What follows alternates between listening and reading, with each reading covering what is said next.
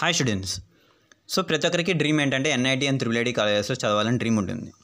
So ఇండియాలో ఉన్న 31 NIT colleges and 26 triple IT కాలేజెస్లో చేరాలంటే అంత ఈజీ టాస్కా అంటే నో. జేఈ మెయిన్స్ క్లియర్ చేయాలి. సో జేఈ మెయిన్స్లో ఇప్పుడున్న కాంపిటీషన్లో మనం క్లియర్ చేయాలంటే గివ్ ప్రియారిటీ టు ప్రాక్టీస్. వేటి మీద ప్రాక్టీస్ చేయాలి? ఇంపార్టెంట్ టాపిక్స్ మీద ప్రాక్టీస్ చేస్తే మంచి రిజల్ట్ ఉంటుంది. So practice. I will say the weightage of each topic now. You can note it.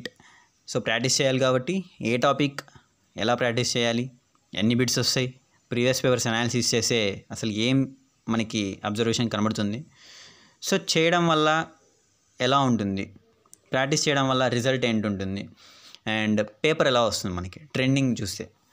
ఇప్పుడు హాఫ్ ఆఫ్ ది పేపర్ ప్రతి ఒక్కరు చేయగలరు. I mean half of the paper and 50% of the bits. 90 బిట్స్లో 30 bits from maths and 30 bits from physics and 30 from chemistry కదా. So obviously 20 bits compulsory చేస్తాం and remaining 10 bits of each సబ్జెక్ట్లో 5 bits చేయాల్సి ఉంటుంది. So 75 bits చేస్తే మనం top score చేసి safe cut ఆఫ్లో ఉంటే కనుక మంచి కాలేజెస్లో సీట్ వచ్చే అవకాశం ఎక్కువ ఉంటుంది. సో ఈ వీడియోలో కంప్లీట్గా ప్రతి ఒక్క చాప్టర్కి వెయిటేజ్ అంటే నెంబర్ ఆఫ్ బిట్స్ ఎలా వస్తాయి, ఎన్ని వస్తాయి ఒకసారి డిస్కస్ చేద్దాం. అండ్ ఎగ్జామ్ టైంలో ఈ వీడియో చాలా హెల్ప్ అవుతుందని అనుకుంటున్నా. Please like and subscribe first. So మనకి మ్యాథమెటిక్స్లో హెవీ టాపిక్స్ ఉండేవి. నేను ఫస్ట్ ఇంట్రడక్షన్ నుంచి పెట్టాను. మీరు అనుకోండొచ్చు ఫస్ట్ ఏరియాస్ పెట్టారేంటి అని. సో ఒక్కసారి మీరు అబ్జర్వ్ చేసినట్లయితే areas and definite integration topic. So ఈ టాపిక్ నుంచి ఖచ్చితంగా మనకి 3 బిట్స్ అనేటివి వస్తాయి. అది 100% sure. 3 bits or 2 bits definitely. And when coming to vectors నుంచి ఖచ్చితంగా 1 బిట్ వస్తుంది. అండ్ ప్రాబిలిటీ అనే టాపిక్ నుంచి ఖచ్చితంగా 3 బిట్స్ వస్తాయి ఆర్ 2 బిట్స్ వస్తాయి. సో నెక్స్ట్ టాపిక్ వచ్చేసి కానిక్ సెక్షన్. మనకు తెలిసింది సర్కిల్, పారాబోలా ఎక్సెట్రా. సో ఈ సెక్షన్లో ఈ టాపిక్ నుంచి మనకు వచ్చే క్వశ్చన్స్ అంటే ఖచ్చితంగా ఒకటైతే కంపల్సరీ వస్తుంది. సో నెక్స్ట్ వచ్చేసి ఎలిప్స్ అండ్ 3D జామెట్రీ. ఈ టాపిక్ నుంచి 2 or 3 బిట్స్ వస్తాయి. ఒకసారి అయితే కొన్ని సెషన్స్లో ఒకటే వచ్చిందనమాట బిట్. సో ఈ టాపిక్ అనేది టెంపరీ అనమాట. ఇప్పుడు వరకు చెప్పిన టాపిక్స్లో ఈ టెంపరీ topic we can't guess the weightage perfectly. So trigonometry exactly 1 bit and straight line exactly 1 bit and differential equations 2 bits వస్తాయి. Matrices and determinants 2 bits. So when coming to binomial theorem నుంచి ఖచ్చితంగా 2 బిట్స్ వస్తాయి. Complex numbers నుంచి 2 bits వస్తాయి. Sequence and series నుంచి 1 or 2 bits వస్తాయి. And quadratic equation single bit. So మనం ఒక్కసారి అనాలిసిస్ చూసుకుంటే మ్యాథమెటిక్స్ నుంచి ఏరియాస్ టాపిక్తో పాటు డెఫినెట్ ఇంటిగ్రేషన్ చదువుకోండి బాగా. అంటే డెఫినెట్ ఇంటిగ్రేషన్ నుంచి ఖచ్చితంగా హిట్ అయ్యే బిట్స్ ఉన్నాయి కాబట్టి ఆ టాపిక్ని బాగా చూసుకోవాలన్నమాట. సో డెఫినెట్ ఇంటిగ్రేషన్ని చూసుకున్న తర్వాత ఇండెఫినెట్ ఇంటిగ్రేషన్ నుంచి తక్కువ ఛాన్సెస్ ఉన్నాయి, అది కూడా చదువుకోవాలి. ఇండెఫినెట్ ఇంటిగ్రేషన్ వదిలేయాలంటే కాదు. సో అది కూడా చదువుకోవాలి. దాని నుంచి కూడా బిట్స్ వస్తాయి కానీ దీంతో పోలిస్తే చాలా తక్కువ వెయిటేజ్ ఉంది కానీ దాన్ని పెట్టలేదు. ఇంకా ట్రిగ్నామెట్రీ మనకు తెలిసినదే. దీంట్లో మోస్ట్ అంటే ట్రిగ్నామెట్రీ నుంచి ఖచ్చితంగా 1 బిట్ వస్తుంది. ఎక్కువ హార్డ్ వర్క్ చేసి మనం ఎక్కువ వెయిటేజ్ ఉన్న టాపిక్స్ ఏవేవో అవి చూసుకోవాలన్నమాట. ఎంత హార్డ్ వర్క్ పెట్టి తక్కువ బిట్స్ వస్తే అవి వేస్ట్ కదా. ఎఫర్ట్ ఎక్కువ పెట్టి టైంని ఇన్వెస్ట్ చేసిన తర్వాత దాని నుంచి వెయిటేజ్ తక్కువ ఉంటే దట్ ఈస్ ద వేస్ట్, అంతే కదా. సో మనం ప్రాబిలిటీ టాపిక్ని చూసుకోవాలి బాగా అండ్ ట్రిగ్నామెట్రీని చూసుకోవాలి.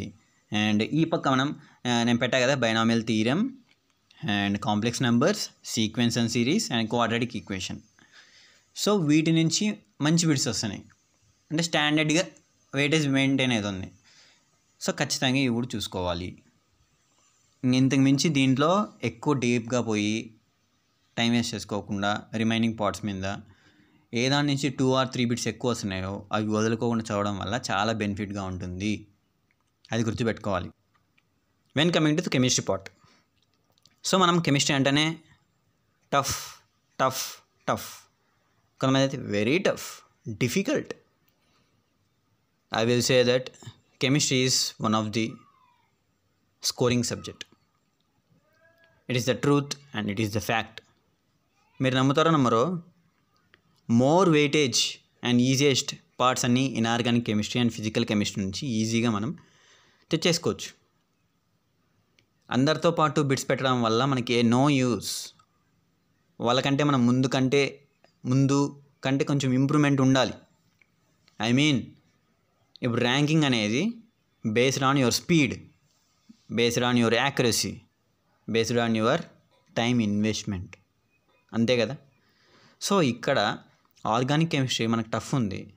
సో మనకి ఈజియెస్ట్గా ఉండే టాపిక్స్ మీద నెంబర్ ఆఫ్ ప్రాక్టీస్ చేయాలి.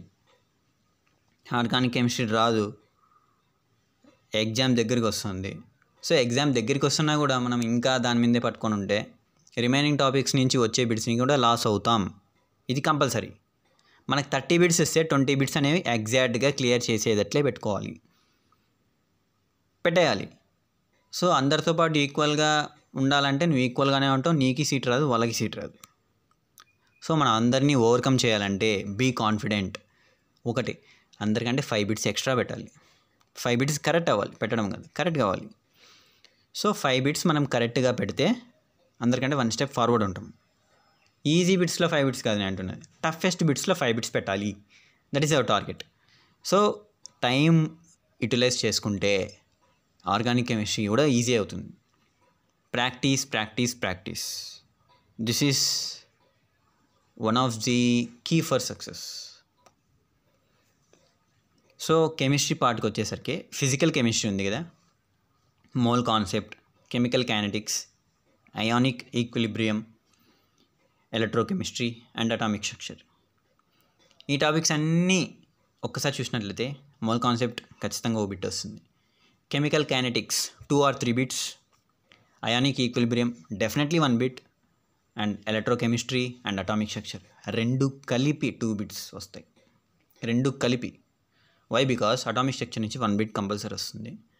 ఎలక్ట్రోకెమిస్ట్రీ నుంచి ఖచ్చితంగా ఓ బిట్ ఇవ్వాల్సిందే, మిస్ చేయరు కదా. When coming to organic chemistry, general organic chemistry is very simple. We should know the IUPAC names. అవి డైలీ ప్రాక్టీస్ చేస్తుండాలి. ఐసోమెరిజమ్స్, ఇక్కడ నుంచి ఈ ఆర్గానిక్ కెమిస్ట్రీ పార్ట్ నుంచి ఖచ్చితంగా మనకి జనరల్ ఆర్గానిక్ నుంచి ఖచ్చితంగా 2 or 3 బిట్స్ వస్తాయి. సో రియాక్షన్ మెకానిజమ్స్ నుంచి ఖచ్చితంగా 2 or 1 compulsory. Aldehyde, alcohols and ketones, ఈ టాపిక్ నుంచి మోర్ దాన్ 4 బిట్స్ పైనే వస్తాయి, ఖచ్చితంగా వస్తాయి. సో ఇక్కడ మళ్ళీ ఇనార్గానిక్ కెమిస్ట్రీకి వచ్చేసరికి chemical bonding the most important topic, the most very very very very important.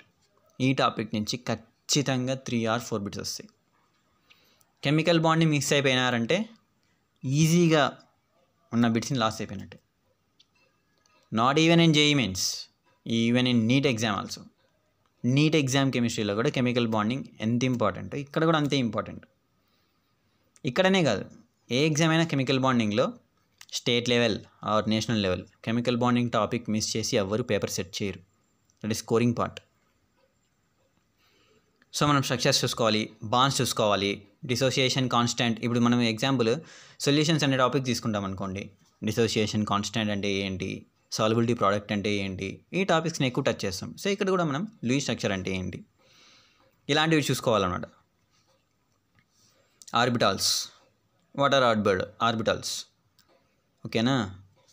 Yes block, P block, D block, ఇవి కూడా మన కెమిస్ట్రీలో పీరియాడిక్ టేబుల్ పర్ఫెక్ట్ అవ్వడం వల్ల దాని నుంచి కూడా వచ్చే ఛాన్సెస్ ఉన్నాయి.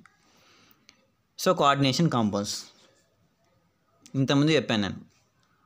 Complex numbers or complex compounds, coordination chemistry, చాలా నేమ్స్ ఉన్నాయి దీనికి.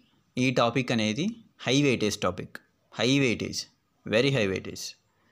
సో ఒకసారి అయితే 5 బిట్స్ వచ్చినాయి, ఒకసారి అయితే 3 బిట్స్ వస్తాయి. సో మంచి టాపిక్ ఇది.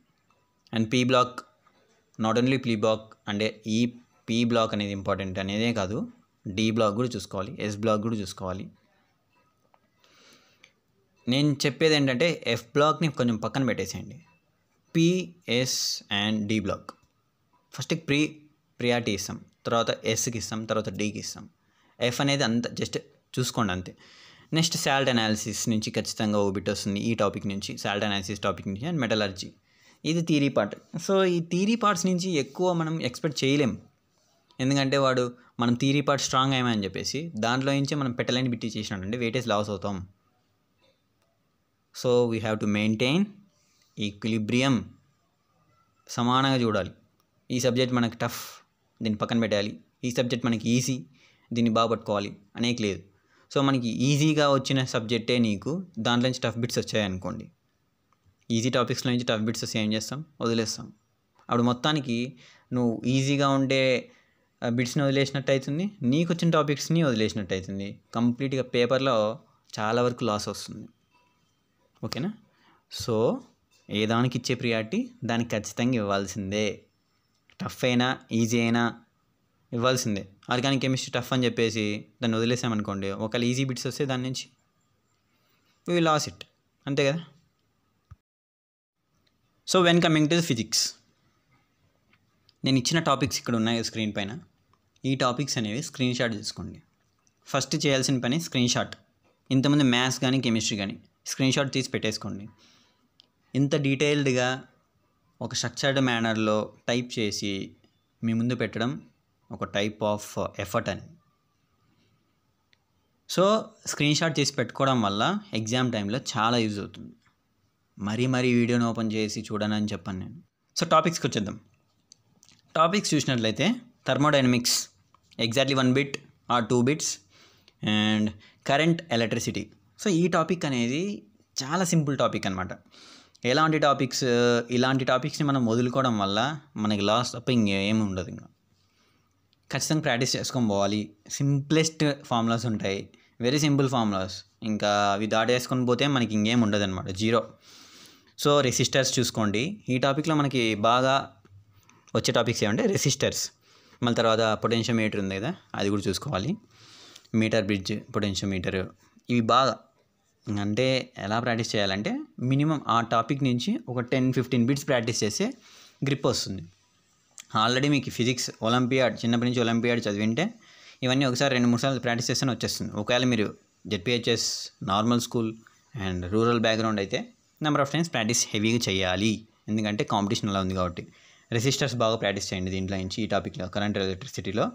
అండ్ మీటర్ బ్రిడ్జ్, పొటెన్షియోమీటర్, ఇది బాగా ప్రాక్టీస్ చేసుకోండి. అండ్ తర్వాత ఇంకోటి నేను టైప్ చేసి పెట్టడం మర్చిపోయాను, సెమీకండక్టర్స్లో లాజిక్ గేట్స్, ట్రాన్సిస్టర్స్, ఓకేనా, కెపాసిటర్స్, ఈ టాపిక్స్ ఖచ్చితంగా చదువుకోవాలి. ఓకేనా. మ్యాగ్నెటిక్ ఫోర్స్, ఇది కామన్ టాపిక్, ఇంకా దీని నుంచి ఏమొస్తుంది అని చెప్పలేం. సో ఈ టాపిక్ మొత్తం చదువుకోవడం బెటర్. ఓకేనా. ఇది ఒక టాపిక్ కాబట్టి ఇంకా దీని నుంచి మరి ఎట్లా అడుగుతారని మనం ప్రాక్టీస్ అంటే బిట్స్ ఒకవేళ మోడల్ చూపించి చెప్పొచ్చు. ఒకవేళ వీడియో అంటే ట్రై చేస్తాను నేను నెక్స్ట్ ఫిజిక్స్ మీద సపరేట్గా JEE mains. So modern physics, atom, nuclei, ప్రతిదీ ఈవెన్ ఫ్రమ్ బేసిక్ ఎన్సీఆర్టీసీ కూడా చదివితే బెటర్. మోడర్న్ ఫిజిక్స్కి వెరీ ఇంపార్టెంట్ టాపిక్, ఇది మిస్ కాకూడదు. సింపుల్ హార్మోనిక్ మోషన్, ఇది మనం చిన్నప్పటి నుంచి చూస్తున్నాం. ఇంకా దీంట్లో ఫార్ములా బేస్డ్ పక్కన పెట్టేసి కాన్సెప్ట్ ఓరియంటెడ్గా చదువుకుంటే చాలా better. Simple harmonic motion formula వేస్తేనే వచ్చేసినట్టు ఉంటుంది, కానీ ఫార్ములా లేకుండా ట్రై చేసి చూడండి ఒకసారి. ఫార్ములా లేకోకుండా అసలు ఏంటో కూడా అర్థం కాదు. ఫార్ములా అంటే ఓకే సో అని చెప్పగలం. ఫర్ ఎగ్జాంపుల్ ఇన్స్టిట్యూషన్స్ బుక్స్ తీసుకొని చాలామంది ప్రాక్టీస్ చేస్తుంటారు. ఇప్పుడు ఫర్ ఎగ్జాంపుల్ నేను కొన్ని ఇన్స్టిట్యూషన్స్ నేమ్ చెప్పకూడదు, అవి టాప్ మెటీరియల్ని ప్రిపేర్ చేస్తాయి. వాళ్ళు ప్రిఫర్ చేసేదే అవి, ఎందుకంటే వాళ్ళ స్టూడెంట్స్ కూడా టాపర్ అయిపోవాలని చెప్పేసి. బట్ బేసిక్స్ లేనటువంటి స్టూడెంట్ని తీసుకెళ్ళి టాప్ మెటీరియల్స్ వాడి మైండ్లో ఇన్సర్ట్ చేసినా అవి వాళ్ళ మైండ్లోకి ఎక్కుతాయా? ఎక్కువ. ఎందుకు? వాడికి బేసిక్సే లేవు కాబట్టి. సో బేసిక్ ఎన్సీఆర్టీని మిస్ అయ్యి డైరెక్ట్ స్టాండర్డ్ బుక్కి వెళ్ళడం వల్ల కాన్సెప్ట్ అనేది మిస్ అవుతున్నారు. ఫార్ములాకి అలవాటు పడిపోయారు. ప్రాబ్లం చూస్తేనే ఫార్ములా నాకు తెలియదు అంటున్నారు తప్ప, ఫార్ములా ఒకవేళ రాకుంటే ఎలా చేయాలి, దీన్ని అప్లికేషన్ మోడ్ తెలియాలి. ఓకేనా.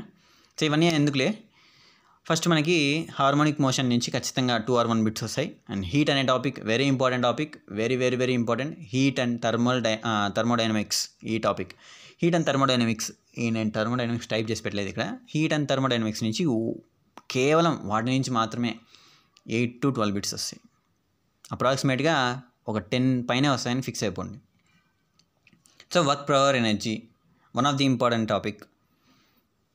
దీంట్లో నుంచి 2 బిట్స్ వస్తాయి. కైనమాటిక్స్ ఇంకా చెప్పాల్సిన పని లేదు. మోషన్ ఇన్ స్ట్రైట్ లైన్, ఓకేనా, మోషన్ ఇన్ ఏ ప్లేన్. ఈ టాపిక్స్ అనేవి ఎవరు మిస్ అవ్వరు, ఎందుకంటే బేసిక్స్ టాపిక్సే కదా, మీకు ఆల్రెడీ వచ్చేసినాయి. నాకు తెలిసినంతవరకు ఇప్పుడున్న ఇక్కడ ఫిజిక్స్ టాపిక్స్లో అన్నిటిపైకి కైనమాటిక్సే అందరికీ బాగా వస్తుందని నా నమ్మకం. సో లీనియర్ మొమెంటం ఖచ్చితంగా చూసుకోవాలి, ఓకేనా. రొటేషనల్ మోషన్ 2 బిట్స్ వస్తాయి. రొటేషనల్ మోషన్లో నుంచి 2 బిట్స్ వస్తాయి, అది ఫిక్స్ ఇంకా. So gravitation 2 bits fix. Ray optics and way optics రెండు కలిపి అయితే 5 బిట్స్ రావచ్చు, ఇది ఒక్కటే అయితే 3 బిట్స్ రావచ్చు, ఓకేనా. సో ఇది ఫిజిక్స్. మనం ఇప్పటివరకు చెప్పుకున్న టాపిక్స్ అన్నీ మంచి ఇంపార్టెంట్ టాపిక్స్ అవన్నీ. ఫస్ట్ సబ్స్క్రైబ్ చేసుకోండి అండ్ లైక్ చేసుకోండి అండ్ కామెంట్ కూడా చేయండి. ఇంకా మంచి వీడియో జేఈఈ మెయిన్స్కి and state level exam MPC వాళ్ళకి సంబంధించి చేద్దాం. అండ్ వెయిటేజ్ మ్యాక్రో లెవెల్లో చేద్దాం. సబ్ టాపిక్సే కాదు, macro analysis and micro analysis కూడా చేద్దాం. Thank you.